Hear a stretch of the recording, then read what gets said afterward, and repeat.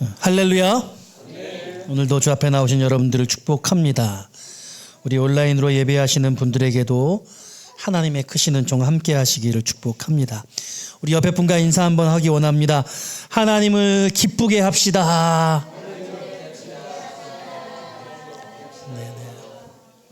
네.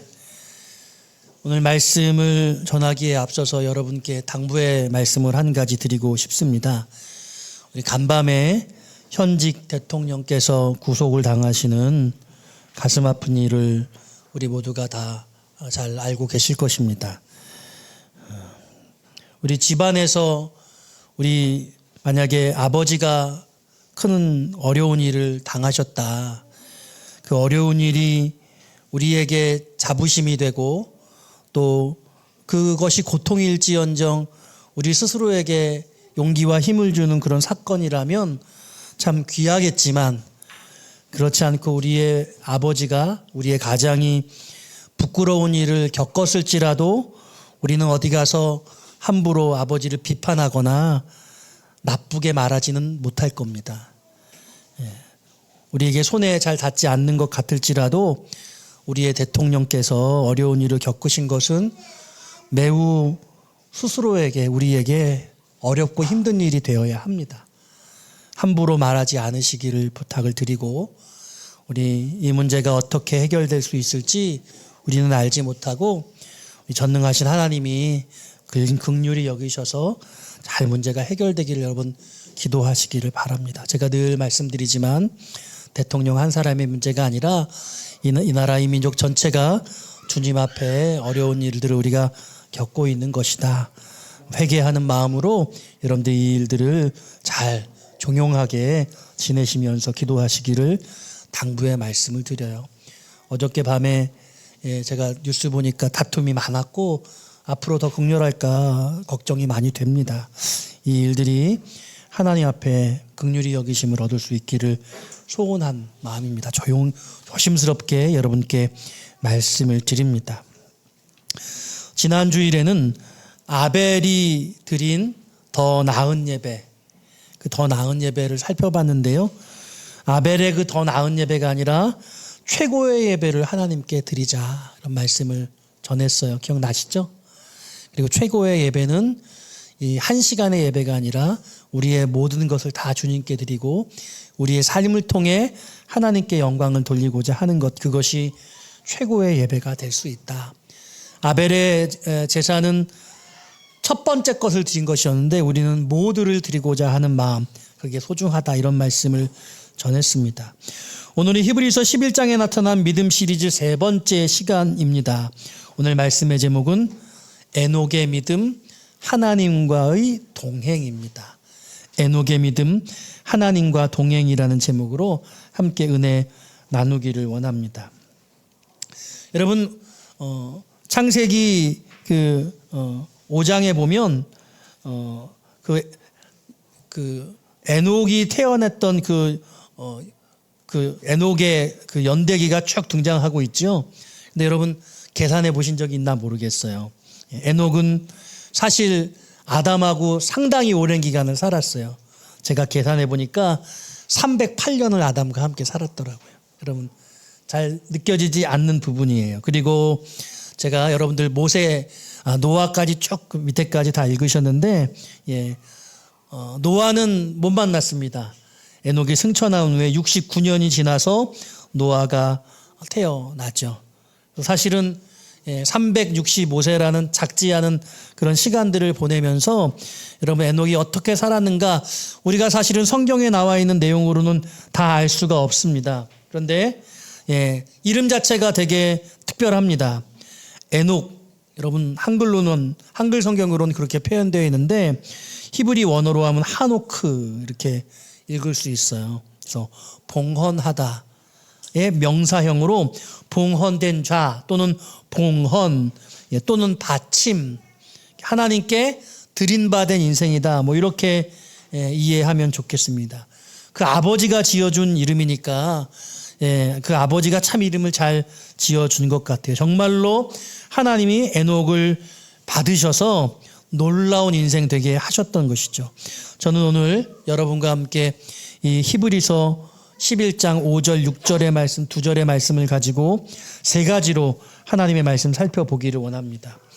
먼저 오늘 첫 번째로 묵상할 것은요, 하나님이 에녹의 믿음을 최고의 믿음으로 여기셨다는 거예요. 에녹의 믿음이 제가 보기에는 성경에 드러난 최고의 믿음이에요. 성경에 누구의 믿음이 최고다 이런 말씀이 사실 있긴 해요. 어디에 있어요? 내가 예루살렘에서 이만한 믿음을 본 적이 없다. 그렇게 말씀을 하시면서 백부장의 믿음을 엄청난 칭찬을 하셨죠. 수로보니에게 여인의 믿음을 아주 칭찬하셨어요. 내가 이만한 믿음을 보지 못했다는 것은 그 당시에 있는 모든 믿음 중에 최고라는 그런 뜻이겠죠. 그런데 제가 성경을 쫙 전체를 보니까 에녹의 믿음이 최고의 믿음이라고 할 만하다. 왜 그런가? 오늘 이 본문의 말씀을 살펴볼 때 확인할 수 있어요. 오늘 본문은요, 두 가지 명제로 5절이 구성되어 있거든요. 첫 번째로는요, 믿음으로 에녹은 죽음을 보지 않고 옮겨졌다. 이렇게 기록되어 있고요. 상반절이죠.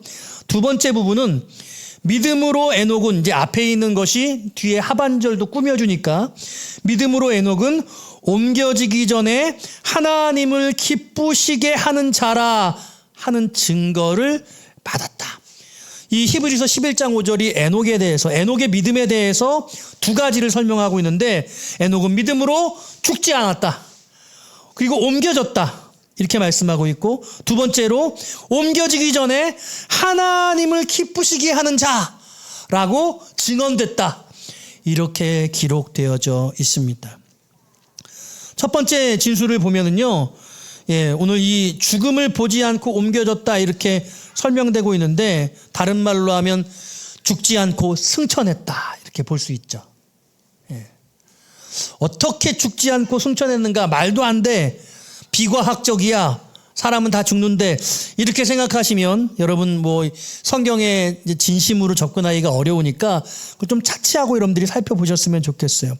그런데 그냥 이 본문에서 에녹은 바로 승천했다 이렇게 표현하지 않고, 죽음을 보지 않고, 승천이라는 단어보다 죽음을 보지 않았다는 것에 더 중점적으로 묘사되고 있는 것이죠. 여러분, 죽음을 보지 않았다는 게 어떤 뜻일까요? 죽음은 왜 생겼나요? 아담과 하와가 범죄해서 생겼죠. 여러분, 죽음은 죄를 상징하는 거예요. 불순종을 상징합니다. 하나님과 떨어지게 돼서 거리가 멀어지게 된 것입니다. 하나님과 분리된 것을 상징하는 거예요.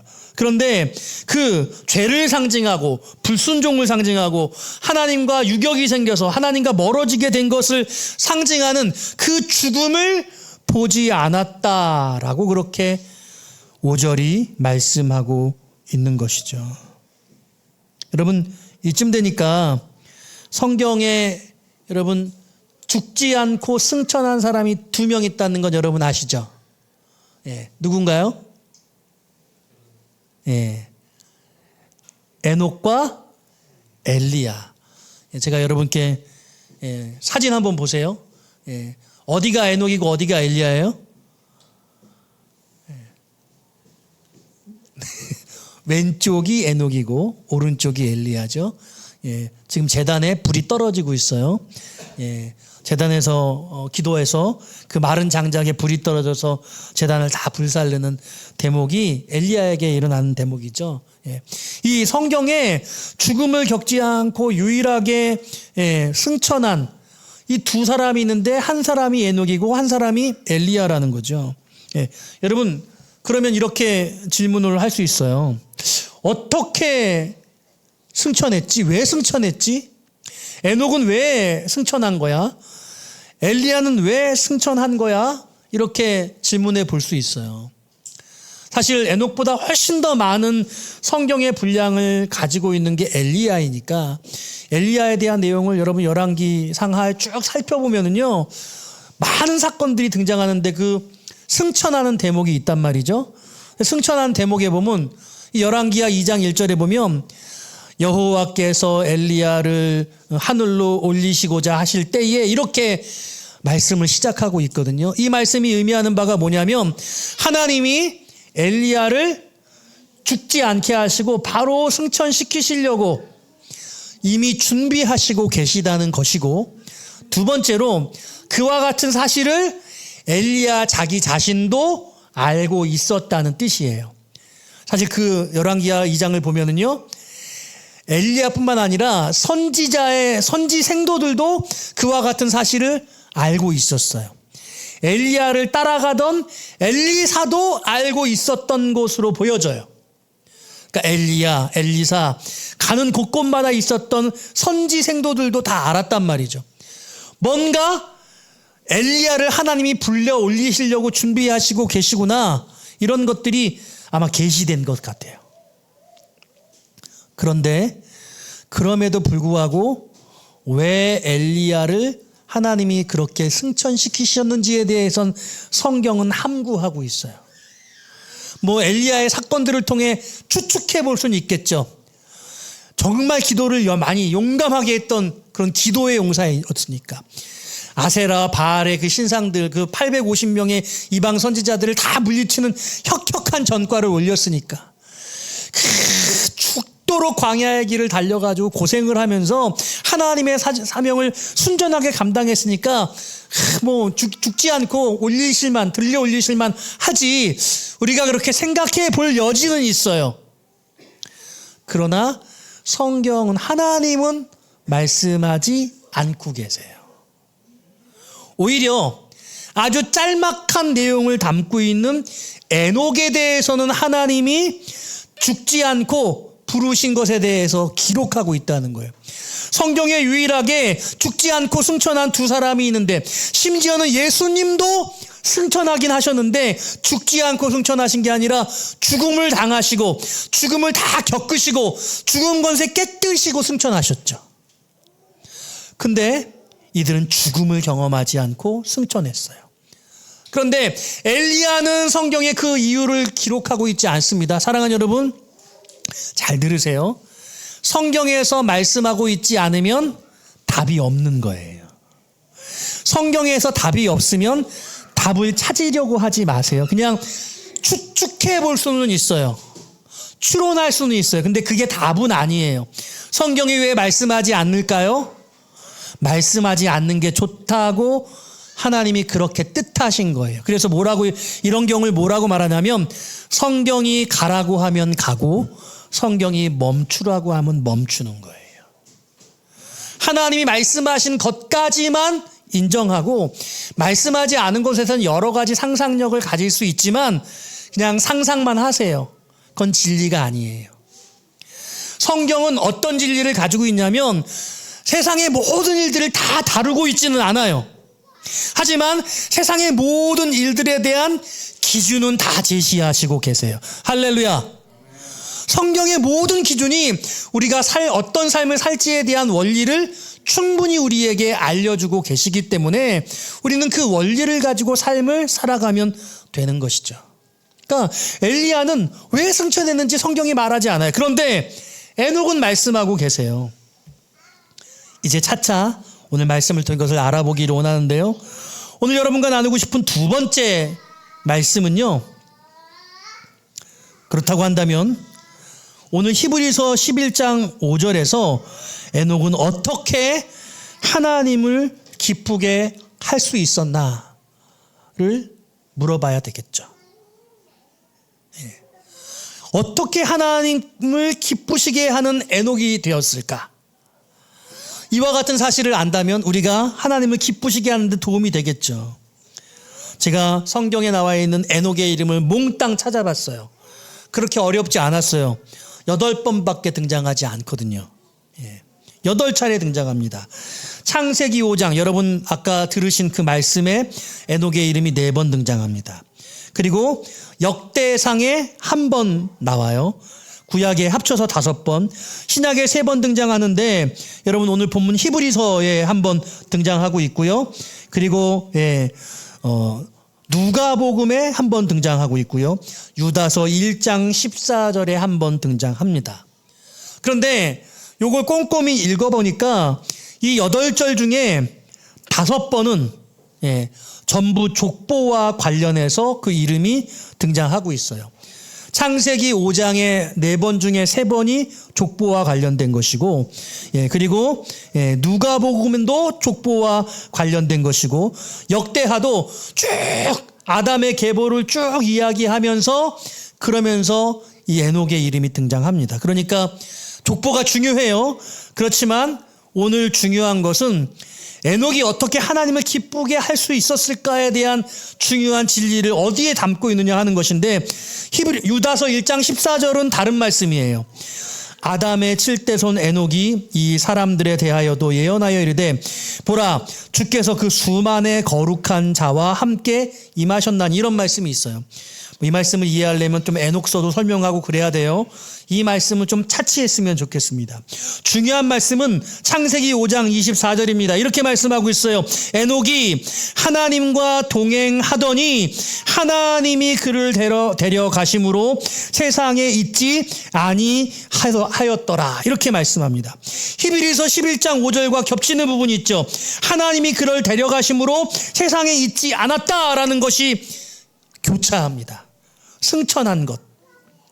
그런데 또 다른 내용이 하나님과 동행했다라는 말씀이죠.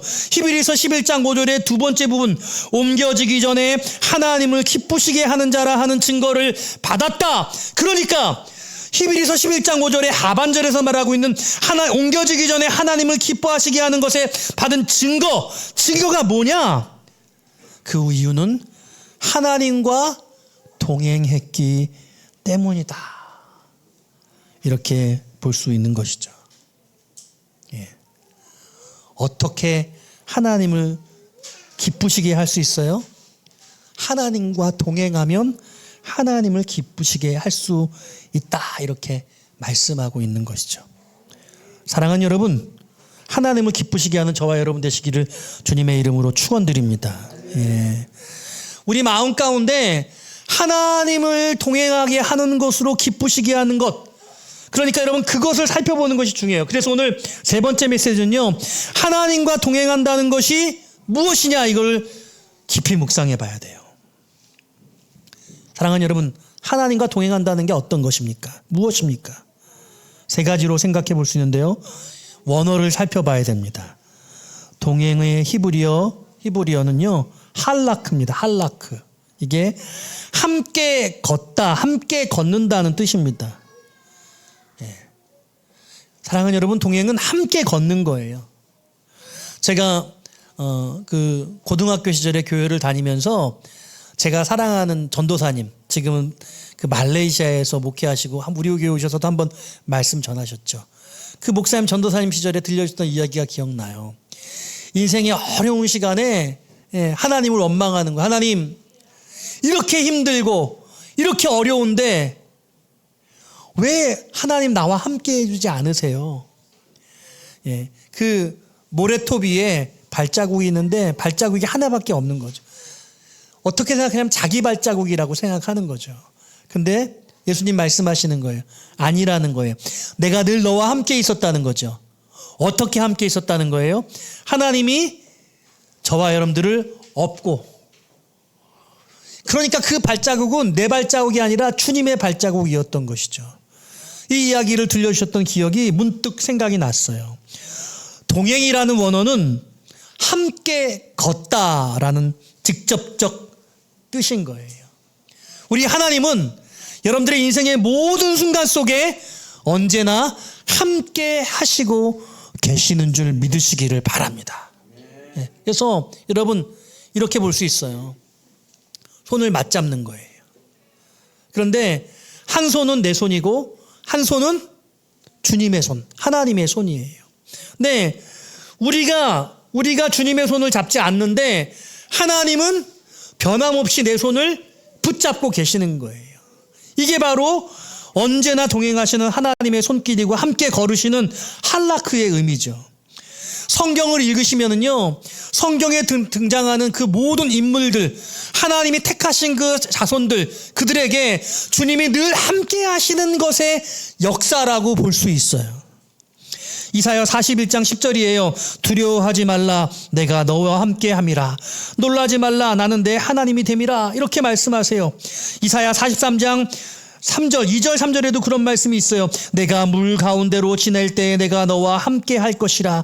강을 건널 때에 물이 너를 침몰하지 못할 것이며 네가 불 가운데로 지날 때에 타지도 아니할 것이요 불꽃이 너를 사르지도 못하리니 대저 나는 여호와 네 하나님이요 이스라엘의 거룩한 자요 너의 구원자임이라.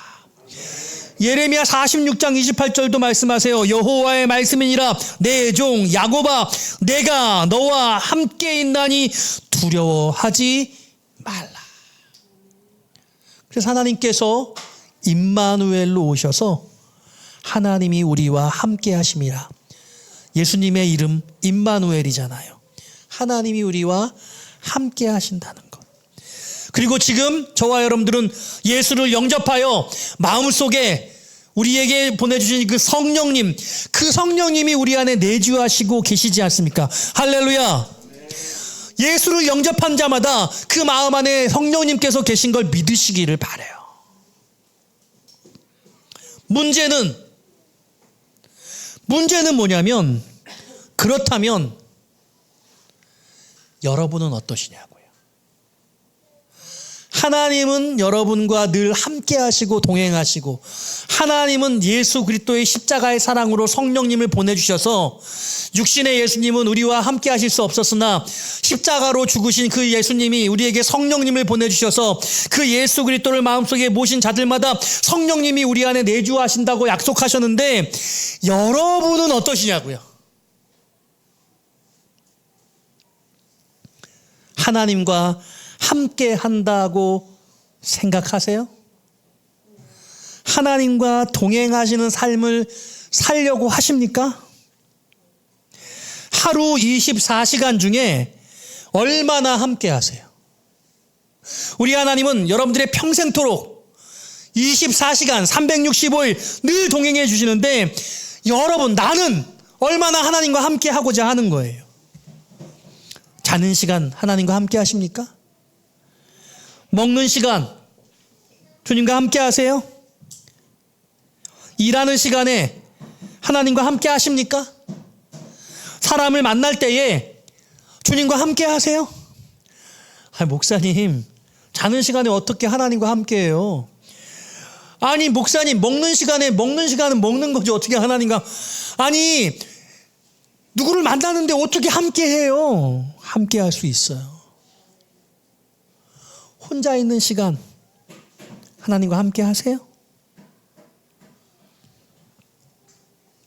여러분들의 그 모든 시간에, 자는 시간, 먹는 시간, 일하는 시간, 사람 만나는 시간, 그리고 혼자 있는 시간, 여러분들의 모든 시간에 주님이 계셔야 합니다.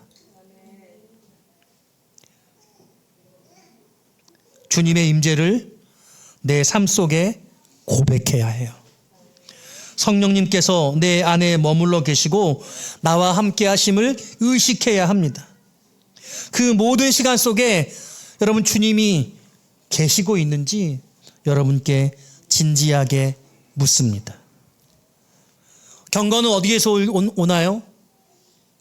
막 기도하면 신적인 능력이 임하고 하나님의 뜻을 알게 되어지고, 여러분, 그것이 경건일 수 있으나 저는 진정한 경건은 여러분들의 삶 속에 여러분과 함께 하시는 하나님의 임재 속에서 그 가운데 경건이 나오는 거예요.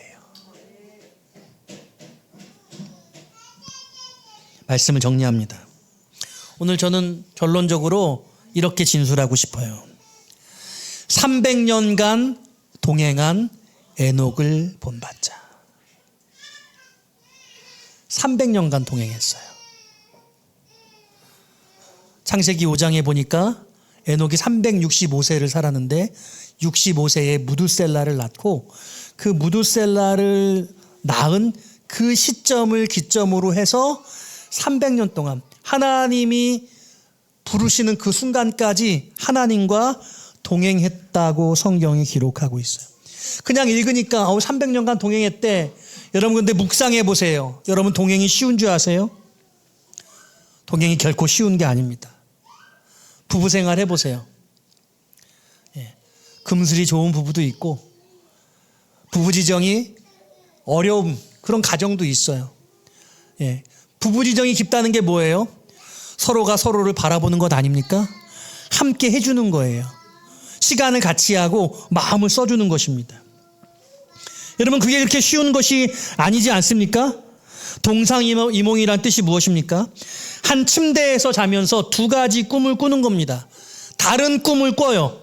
다른 생각을 품는다는 것입니다. 몸뚱아리는 같이 있지만 마음은 따로 있는 것이에요. 부부가 30년, 40년을 같이 살면서도 서로 딴 곳을 쳐다볼 때가 훨씬 더 많잖아요.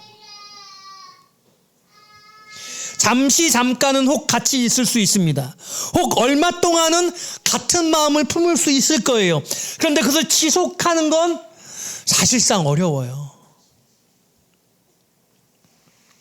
그래서 여러분 300년간 동행했다는 이 말, 이게 정말 놀라운 말인 거예요.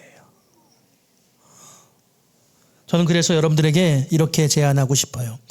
하나님과 동행하는 실제적인 훈련이 필요하다. 따라합시다. 실제적인 훈련이 필요합니다. 나는 하나님과 늘 함께 하고 있지. 함께 해요. 근데 하나님만 함께 하시는 거예요. 나는 함께 하는 게 아니야. 손을 하나님은 잡고 있는데 나는 손 놓고 있는 거예요.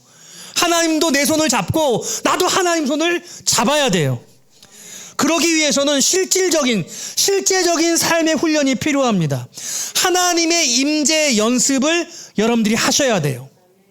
하루 하나님과 동행하는 시간, 30분의 시간을 가져보는 것, 하루 1시간의 시간을 가져보는 것, 하루 2시간의 시간을 가져보는 것, 잠자는 시간에 하나님과 함께 하는 것, 밥 먹는 시간에 하나님과 함께 하는 것, 일하는 시간에 하나님과 함께 하는 것, 시간을 순간순간 늘려나가는 거예요. 내 삶의 모든 곳곳마다 그 영역마다 하나님이 나와 동행하시는 것들을 내가 인정하고 하나님의 임재를 고백하고 느끼고 그와 동행하는 삶으로 살아내는 것, 이 실제적인 훈련이 진정한 동행의 삶을 만들어가는 거죠. 그러니까 다시 말하면요, 하나님은 우리와 동행해 주시면서 우리가 하나님의 동행하심을 전혀 우리가 느끼지 못하게 살면 하나님은 얼마나 외로우시겠어요. 하나님은 얼마나 답답하시겠어요. 하나님은 얼마나 마음이 어려우시겠어요. 에녹은요, 그 하나님과 동행하시는데 하나님의 마음을 기쁘시게 했어요. 어떻게 300년간 한순간도 동행한 것을 멀리 떨어지지 않고 그 300년 인생의 모든 시간 속에서 하나님의 임재를 늘 느끼면서 그와 함께 살아갔던 거죠. 그러니까 여러분 죽을 필요가 없었어요. 죽음이 뭐예요? 불순종이잖아요. 죄잖아요. 하나님과 멀어지는 거잖아요. 그런데 에녹이 무려 300년이나 하나님과 동행했으니 죽음이 필요가 없었어요. 죽을 이유가 없었어요. 하나님과 늘 함께 있었으니 그래 너는 죽지 않아도 되겠다. 하나님 그래서 부르신 것 아니겠습니까? 그래서 하나님의 기뻐하심을 입은 자라고 그런 칭함을 얻었다고 성경이 기록하고 있는 것이죠.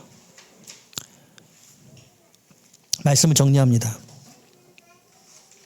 사랑하는 산유의 교회 성도 여러분, 오늘부터 시작해서 여러분들의 모든 남은 인생 시간 동안에 하나님과 동행하는 그런 시간들을 더 확장해 나가는 은혜가 있었으면 좋겠어요. 내가 의식을 하면서 내가 하나님을 생각하는 시간이 하루에 얼마 되지 않잖아요. 그런데 하나님을 의식하지 않는 그런 시간들 속에서도 하나님이 나와 동행하시는 것을 인정할 수 있는 그런 우리 훈련과 노력이 필요해요. 범사의 주님을 고백하고 그분의 임재를 우리가 느끼고 모든 상황 속에서 내가 혼자라고 느끼지 않고 그분이 나와 함께 하시고 계심을 그렇게 고백하고 인정하는 그런 삶을 살아내는 것이에요. 바로 그게 경건의 훈련이고, 그리고 그와 같은 삶을 살 때 경건의 능력이 우리와 성령님께서 동행하시면서 나타나게 되는 거예요. 여러분, 그와 같이 하나님과 동행하시는 최고의 믿음을 살아내시는 저와 여러분 되시기를 주님의 이름으로 축원드립니다.